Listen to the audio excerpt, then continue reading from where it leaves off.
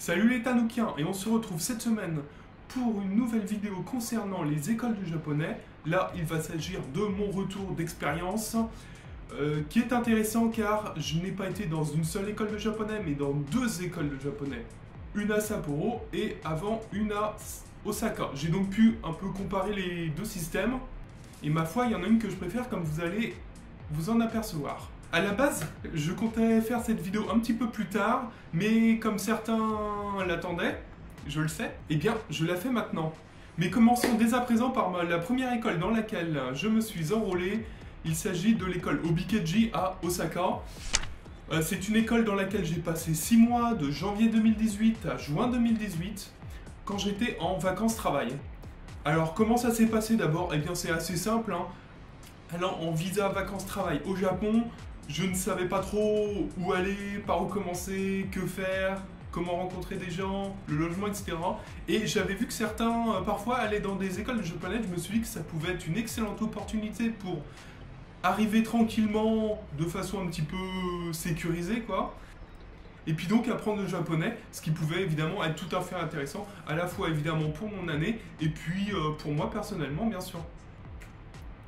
Donc voilà un petit peu comment ça s'est passé. Eh bien, quand je suis arrivé à l'aéroport, l'école avait envoyé des élèves pour venir me chercher et me guider jusqu'à l'école. À l'école, j'ai pu faire donc dès le premier jour, à peu près 1 heure de démarche administrative, etc. Où on m'a expliqué un petit peu comment ça se passait. Ensuite, on m'a amené à mon logement que j'avais réservé via l'école. En fait, l'école proposait des logements, ce qui est très pratique. C'était un petit appartement, assez bien situé d'ailleurs, à Osaka. Et donc là, une fois l'état des lieux, puis quelques explications plus tard, eh bien, on m'a laissé dans mon appartement. Et puis 2 jours plus tard, en fait, eh bien, j'avais rendez-vous, cette fois-ci, une nouvelle fois à l'école pour ma première journée. Alors, c'est comme ça que ça s'est passé. On a eu un déjeuner fourni par l'école pour les nouveaux arrivants, avec une petite cérémonie, en fait, d'entrée dans l'école, où il y avait un élève expérimenté, déjà là dans l'école depuis un certain temps, par nationalité, en fait, qui faisait un petit discours dans la langue de telle ou telle nationalité des nouveaux arrivants.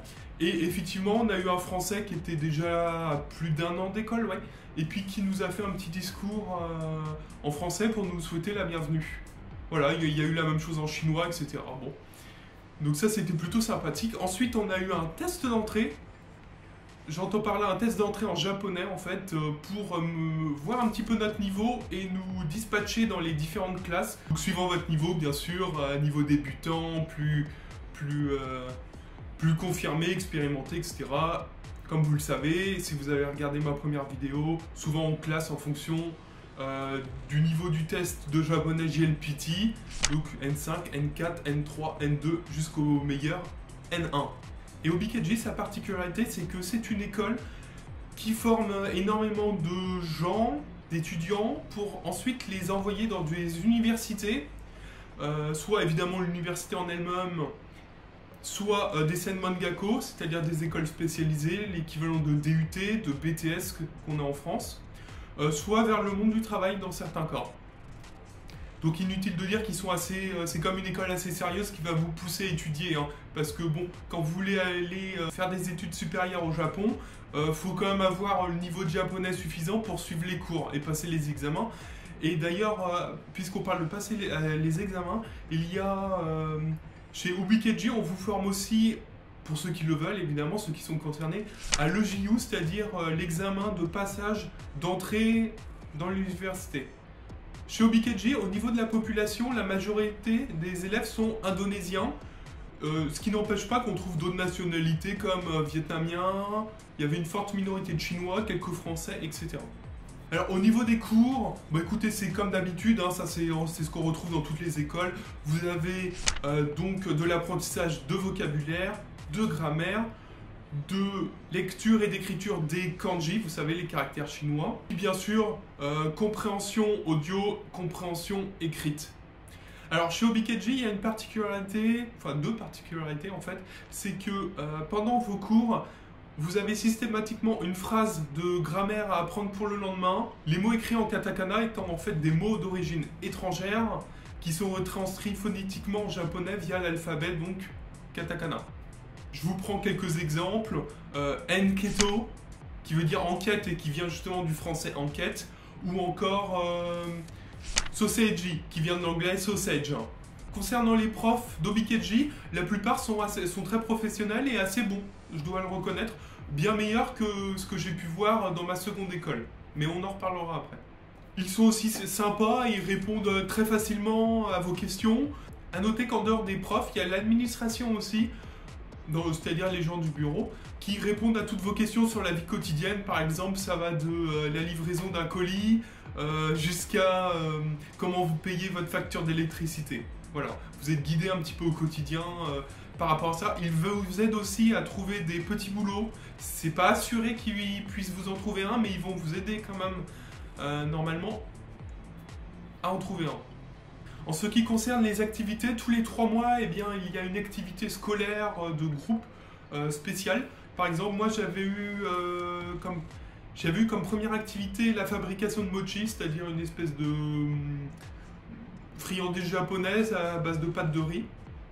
Et puis la deuxième fois, c'était la journée du sport. Donc ça, c'était assez sympa avec pas mal d'activités sportives, quoi, hein, évidemment.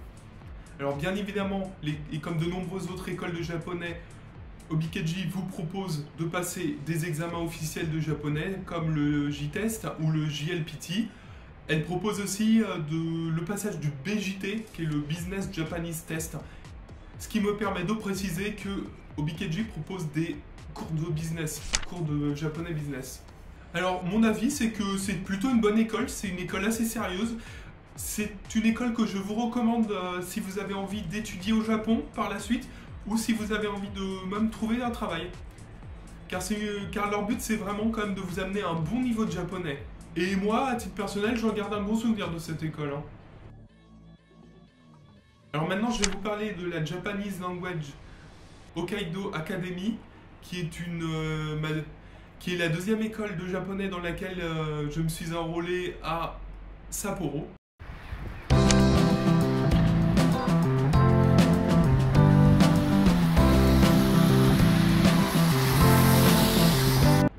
Alors malheureusement, c'est pas tout à fait du niveau de Obikeji. Hein. Et dans cette école, j'y suis resté 9 mois. 3 mois en tant que touriste et puis 6 mois en tant qu'étudiant. Avec un visa étudiant donc. Alors concernant mon arrivée dans l'école, eh bien écoutez, un petit peu déçu d'abord parce qu'on m'avait dit qu'il était, et ça c'était précisé sur le site internet de l'école, qu'on pouvait faire un genre d'alternance entre école et puis travailler dans un hôtel avec lequel l'école était en partenariat, paraît-il. Sauf que on m'avait dit que c'était possible, etc., qu'il n'y avait pas de problème. Et quand je suis arrivé dans l'école, on m'a dit « Ah non, ça n'existe pas, c'est que pour les vacances-travail. Les gens en visa vacances-travail. » Sauf que quelques mois plus tard, il y a une autre Française qui est arrivée en visa vacances-travail avec la même idée que moi. Elle a demandé aussi à faire cette formation d'alternance dans les hôtels. Et on lui a dit « Ah non, non, ça n'existe pas !» alors que c'était sur le site internet, etc. Donc c'est vraiment du pur mensonge. Je sais pas pourquoi ils voulaient pas, peut-être qu'ils le faisaient plus, ou que c'était pour attirer les élèves, j'en sais rien. Mais en tout cas, ce qu'on peut dire, c'est que ça reste quand même un mensonge de l'école. Hein. Je suis désolé, mais aller dire A sur votre site internet, et puis B ensuite parce que vous voulez pas ou je ne sais quoi, c'est un mensonge. Autre chose, moi j'avais demandé à étudier le niveau N3, et on m'a mis dans une classe qui était encore au niveau N4. Donc ça c'est pas normal aussi, hein, je suis désolé. Alors concernant les cours, c'est exactement le même schéma qu'Obikeji, sauf qu'au lieu des 4 heures de cours d'Obikeji par jour, il y a 3h30 seulement. Et on n'a pas de phrases à apprendre par cœur, ni de dictée de katakana. Alors au niveau du rythme des cours, il est bien inférieur à celui d'Obikeji, il est beaucoup plus lent à Hokkaido. Je pense que si votre but c'est d'aller dans une université après, ou tout simplement même, dans tous les cas, de ressortir avec un gros niveau de japonais, je vous déconseille fortement cette école. Hein. Au bout de 2 ans, vous n'aurez même pas un niveau N2, à moins que vous travailliez par vous-même. Mais si vous payez une école, le but c'est pas d'apprendre par vous-même. Par contre, si vos objectifs c'est juste de passer du temps au Japon, découvrir le pays, et puis bon, pas avoir à trop étudier, à l'école. Là, ça peut être un bon plan, effectivement, vu que le rythme est lent. Normalement, vous ne serez pas submergé de travail personnel, c'est le cas de le dire. Au niveau de la qualité de l'enseignement et des profs, j'ai trouvé que c'était très inférieur quand même à ce que j'avais chez Obikeji. C'est comme très moyen et c'est assez ennuyeux la plupart du temps. Alors pour être tout à fait clair et précis, quand ma classe terminait le N4, on avait une prof principale qui était vraiment top, toujours très enjouée, très motivée, avec beaucoup d'humour, très dynamique. Ça vraiment tout le monde l'adorait, c'était vraiment bien. Par contre quand je suis passé niveau N3, donc au bout de 3 mois, et bien là c'était plus elle en tant que prof principale, c'était une autre. Et malheureusement on n'y gagnait pas au change quoi, hein. C'était beaucoup plus ennuyeux et la prof était parfois assez bizarre. Je parle de la prof principale, hein. Il y a d'autres profs aussi qui font des cours spéciaux comme compréhension de texte et tout. Et d'ailleurs cette prof principale, en plus de nous faire des espèces de petites crises et de s'arrêter au milieu du cours en mode dépressif, on n'a jamais compris pourquoi, elle s'est emportée à 2-3 reprises contre des élèves qui n'avaient pas fait grand chose. D'ailleurs, une fois contre moi, je ne sais pas pourquoi, personne n'a compris dans la classe d'ailleurs, mais bref. En tout cas, ce genre de comportement est peu acceptable et je ne l'ai que modérément apprécié, hein, franchement. C'est aussi une école qui ment, hein, comme je vous l'ai déjà dit, et ils m'ont menti aussi à plusieurs reprises après. Par exemple, ils m'avaient promis qu'ils m'aideraient à chercher un travail au Japon, puisque je leur avais posé la question. Ils peuvent dire oui, ils peuvent dire non, mais s'ils disent oui, bon ben j'attends quelque chose. Eh bien, ils ne m'ont jamais aidé, hein, ça, j'ai dû trouver par moi-même, hein, bon voilà. Un aspect important aussi, c'est que comme c'était en 2020, eh bien, on est tombé en pleine période de Covid et on a eu plusieurs mois, par exemple mars, avril, mai, où on n'avait pas cours du tout, avant que petit à petit les cours reprennent, à distance d'abord, et puis ensuite vraiment en présentiel. Une autre expérience que j'ai très moyennement appréciée avec eux, c'est que moi, donc j'étais enrôlé pendant 9 mois, donc jusqu'à octobre à peu près. Et en fait, au milieu de l'été, ils m'ont convoqué et ils m'ont demandé si je voulais pas renouveler 6 mois supplémentaires. Et j'ai dit je ne sais pas parce que j'étais comme assez moyennement chaud pour le faire. J'ai dit je ne sais pas et en fait ils m'ont reconvoqué après et ils m'ont dit écoute, on te propose un deal. 6 mois, ça coûte 300 000 yens. Si tu nous dis que tu renouvelles, eh ben, on te fait une réduction d'un tiers, de 33%, c'est-à-dire que on te fait 100 000 yens de réduction. Et moi, j'étais pas très chaud, encore une fois, pour renouveler, donc je leur ai dit, écoutez, je ne sais pas, je vais y réfléchir. Et en fait, conscient que cette offre pouvait être intéressante, un mois après qu'ils m'aient fait cette offre, alors que j'étais encore loin d'avoir fini ma période de cours, hein, rien ne pressait. Je suis allé les voir et je leur ai demandé, voilà, est-ce que votre offre est toujours valable parce qu'effectivement, je suis en train de penser à renouveler et je pourrais vraiment être intéressé, quoi. Et ils m'ont répondu, ah non, non, non, on t'a jamais parlé de ça. Et moi, je lui ai dit, bah, si, il y a un mois, vous m'avez convoqué, vous m'avez dit que je pouvais avoir 100 000 yens de réduction si je renouvelais. Et ils m'ont dit, non, non, non, on n'a jamais dit ça, c'est faux, t'as dû mal comprendre et tout. Désolé, mais j'ai très bien compris et ça s'appelle un gros mensonge, encore une fois. Mais cette école, c'est vraiment... c'est fou, hein, ils ne pensent qu'à l'argent. Ils ne pensent qu'à l'argent, combien ils vont pouvoir vous tirer, vous faire renouveler, etc. Quitte à vous raconter n'importe quoi. D'ailleurs, si vous lisez les avis laissés sur Google de certains étudiants, il y a plusieurs étudiants qui se plaignent de ça. Hein. Et ils ont raison, parce que c'est la réalité, je suis désolé. Alors certains vont me trouver sévère, néanmoins, c'est un retour d'expérience dont je vous parle là, et un retour d'expérience, ça comprend le positif et ça comprend le négatif aussi. Moi, je ne vais pas vous raconter n'importe quoi, clairement. Et les ennuis n'étaient pas finis, car quelques mois plus tard, donc, j'ai trouvé un travail et je leur ai dit, bah écoutez, je suis désolé, mais finalement, je ne renouvelle pas. Je ne renouvelle pas 6 mois supplémentaires, alors qu'ils me pressaient de le faire. Et là, mes amis, qu'est-ce que je n'avais pas dit? Mon Dieu, je me suis fait, mais engueuler comme pas possible. Ils se sont montrés extrêmement agressifs, notamment la directrice. Elle m'a gueulé dessus, elle m'a dit que c'était pas possible, que c'était pas normal, que c'était dégueulasse, que je devais rester absolument dans cette école, alors qu'encore une fois, j'ai respecté, moi. Je me suis engagé pour rester 9 mois, je suis resté 9 mois, je ne leur dois absolument rien. Ils m'ont dit que donc c'était interdit, tout ça, bref. On était à la limite de l'insulte, hein, c'est pour vous dire. Ils voulaient absolument les coordonnées de mon entreprise et tout pour évidemment appeler mon entreprise, dire que c'était pas possible, que je devais rester à l'école, que ça se faisait pas, que machin. Évidemment, je suis pas stupide, je ne leur ai jamais donné. Et d'ailleurs, devant mes refus, et quand ils ont vu que je ne plierais pas, que je ne leur dirais rien, et que je m'étais renseigné déjà auprès de l'immigration, et que moi je pouvais tout à fait partir, et qu'il n'y avait aucun souci au niveau de la légalité, de l'administration, de l'immigration, etc.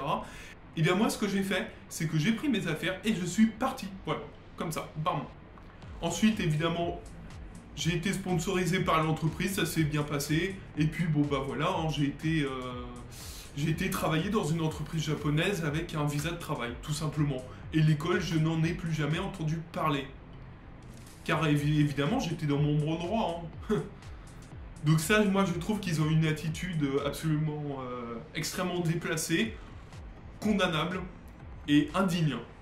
Autant l'ambiance était assez agréable parce que les élèves étaient vraiment sympas, etc. Donc ça, c'était vraiment cool. Par contre, voilà, l'école qui ne pense qu'à l'argent, qui raconte n'importe quoi, qui ment, ça, c'est quand même pas quelque chose d'acceptable. Donc j'en ai pas gardé un très bon souvenir, hein, pour être tout à fait honnête.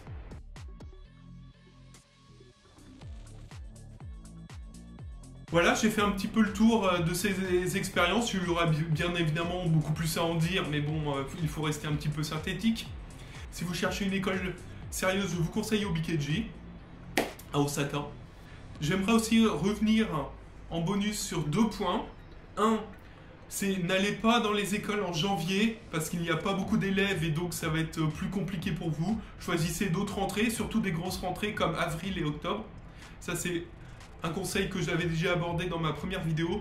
Et mon deuxième conseil, c'est n'oubliez pas une chose, vous pouvez tout à fait rester 3 mois au Japon après avoir fini votre cursus étudiant et après avoir été diplômé. Oui, je le répète, vous pouvez rester 3 mois au Japon, même si vous n'êtes plus à l'école.